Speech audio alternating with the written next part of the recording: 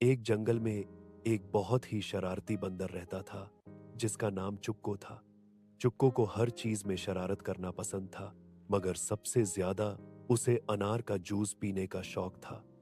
मसला यह था कि चुक्को खुद अनार का जूस नहीं बना सकता था, इसलिए वह हमेशा किसी न किसी तरह दूसरों से जूस हासिल करने की कोशिश करता था।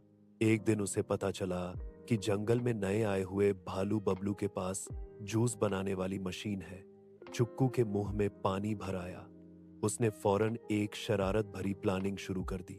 बबलू सुबह सवेरे मशीन लगाकर अनार का जूस बना रहा था कि चुक्कू दूर से चिल्लाया, अरे बबलू भाई, पीछे देखो, तुम्हारी पूंछ को तो चूहा काट रहा है। बेचारा बबलू घबरा कर पीछे मुड़ा, मगर उसकी तो पूंछ ही नहीं थी। जब वह वापस मुड़ा तो क्या देखता है, चुक्को मशीन के पास खड़ा है और जूस का बड़ा सा गिलास भर रहा है। बबलू ने गरज कर कहा, चुक्को, जूस छोड़ो। मगर चुक्को तो हवा की रफ्तार से भागा।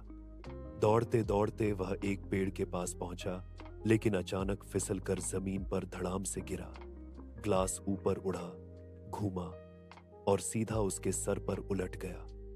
अब चुक्को सर से पांव तक लाल लाल अनार के जूस में डूबा हुआ था। जंगल के सारे जानवर वहां आ गए। सबने चुक्को को देखा और फिर जोर जोर से हंसने लगे।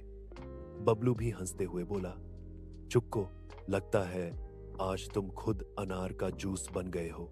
चुक्को ने शर्मिंदा होकर कहा, अच्छा अच्छा, कल से शरारत कम कर दूंगा, लेकिन पहले मुझे एक तौलिया दे दो। उस दिन के बाद चुक्को ने शरारतें कम तो नहीं की, लेकिन कम से कम जूस चोरी करना छोड़ दिया।